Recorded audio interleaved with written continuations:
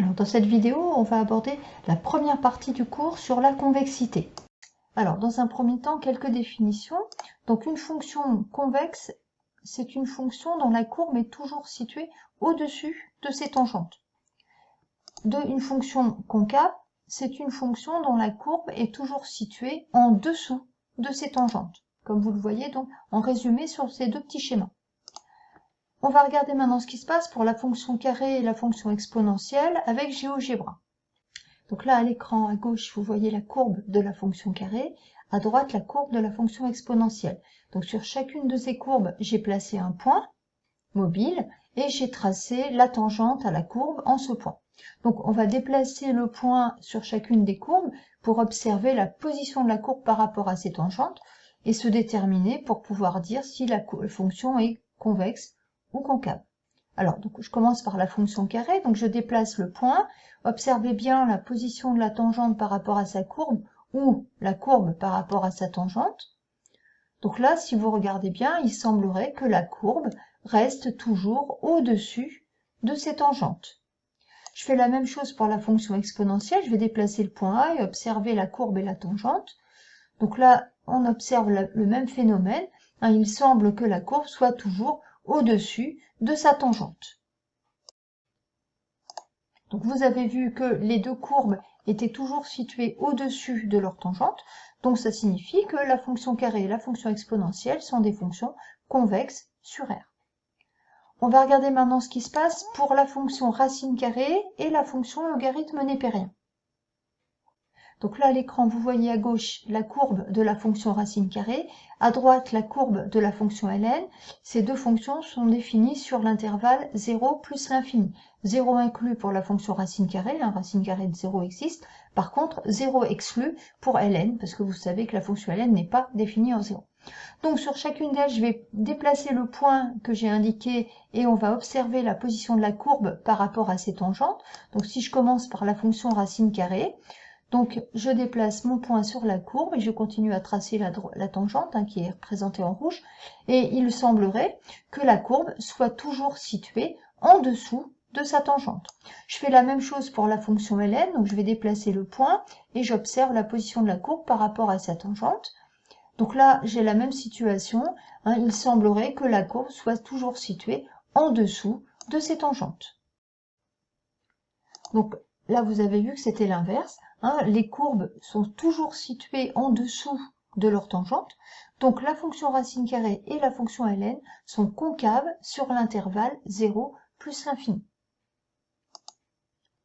Une propriété maintenant pour étudier ce qu'on appelle la convexité donc d'une fonction. Donc dans un premier temps, on va dire qu'une fonction convexe sur un intervalle, c'est une fonction dont la dérivée f' est croissante sur cet intervalle. Et dire qu'une fonction est croissante, vous savez que ça signifie que sa dérivée est positive. Donc ceci, ça signifie que la dérivée d'f' est positive. La dérivée d'une fonction, ça se marque avec un prime, donc la dérivée d'f', en toute logique, ça sera f'', mais on dira f seconde. Donc une fonction convexe sur un intervalle, c'est une fonction telle que f seconde de x est supérieure ou égale à 0 pour tout réel x de grand I. De la même manière, une fonction concave sur i, c'est une fonction dont la dérivée f' est décroissante sur l'intervalle i. Donc la dérivée de la dérivée sera négative, autrement dit, f seconde de i sera inférieure ou égale à 0 pour tout réel x de grand I. Alors, maintenant on va regarder sur un exemple comment on peut étudier la convexité d'une fonction.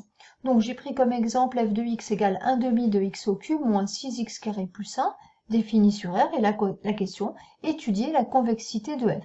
Alors déjà, sur le vocabulaire, étudier la convexité d'une fonction, ça veut dire non seulement trouver les intervalles sur lesquels la fonction est convexe, mais aussi les intervalles sur lesquels la fonction est concave. Il faut bien donner les deux aspects des choses. Donc pour étudier la convexité, on vient de le voir tout à l'heure dans la propriété, on va avoir besoin du sens de variation de f', et pour trouver le sens de variation de f', eh bien on a besoin de la dérivée de f', c'est-à-dire de f seconde. Autrement dit, on va dériver deux fois f de x. Donc on dérive une première fois, la dérivée de 1 demi d'x au cube, ça va faire 1 demi fois 3x carré. la dérivée de 6x carré, donc 6 fois 2x, ça fera bien moins 12x, la dérivée de 1 qui fait 0. Et donc 1 demi fois 3, ça fait 3 demi, donc finalement, f' de x est égal à 3 demi d'x carré moins 12x. Donc ça, c'est la dérivée. Maintenant, il faut redériver une autre fois pour avoir f seconde de x. Donc, 3 demi fois la dérivée d'x carré, donc 2x, moins la dérivée de 12x qui fait 12. 3 demi fois 2, en fait, ça fait 6 demi, si vous voulez, donc ça fait 3. Donc, f seconde de x est égal à 3x moins 12.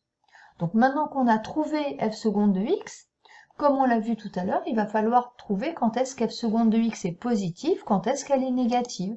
Donc, par exemple, si je cherche quand est-ce que f seconde de x est supérieur ou égal à 0, je vais chercher finalement quand est-ce que 3x moins 12 est supérieur ou égal à 0. Donc une équation simple du premier degré, donc je vais séparer le terme en x et 12, 3x supérieur ou égal à 12, et en divisant les demandes par 3, on obtient x supérieur ou égal à 4. Donc là, on a étudié le signe de f seconde de x, donc on va le résumer dans un tableau, et on obtient les variations de f'. Donc en fait, tout est décalé par rapport aux habitudes que l'on a. Donc là, on met d'abord notre ligne de f seconde de x avec les signes. On a trouvé qu'f seconde de x était supérieur à 0, autrement dit qu'elle avait le signe plus quand x était plus grand que 4, donc à droite de 4, j'ai des plus, donc à gauche, j'ai moins. Puisqu'f seconde est négative ici, c'est que f', elle, la fonction f', donc est décroissante. Et quand f seconde est positive, c'est que la fonction f', elle, est croissante. Donc finalement, sur l'intervalle moins l'infini 4, f' est décroissante, par définition on en déduit que f est concave. Sur l'intervalle 4 plus l'infini, f' est croissante, donc toujours par définition, on en déduit que f est convexe. Et après on peut regarder en faisant la courbe sur sa calculatrice, c'est ce que je vous conseille vivement de faire, on peut visualiser la courbe de notre fonction f. Donc ici j'ai tracé la tangente au point particulier ici de coordonnées 4, d'abscisse 4, pardon, et le moins 24 qui est là, attention, c'est pas l'image, c'est pas f de 4, c'est f' de 4. C'est-à-dire qu'en fait, f' de 4, finalement, c'est le coefficient directeur de cette droite rouge, de cette tangente. Donc moins 24, c'est pour ça que j'ai une droite qui est quand même assez pentue et qui est descendante. Donc, si on veut vérifier nos calculs, eh bien, j'observe que sur le premier intervalle, donc moins l'infini 4, si j'imagine mes tangentes tracées, j'ai bien l'impression que ma courbe va être en dessous de ces tangentes, donc fonction concave. Au-delà de ce point que j'ai marqué, la courbe va basculer au-dessus de ces tangentes, et donc j'aurai bien une fonction convexe.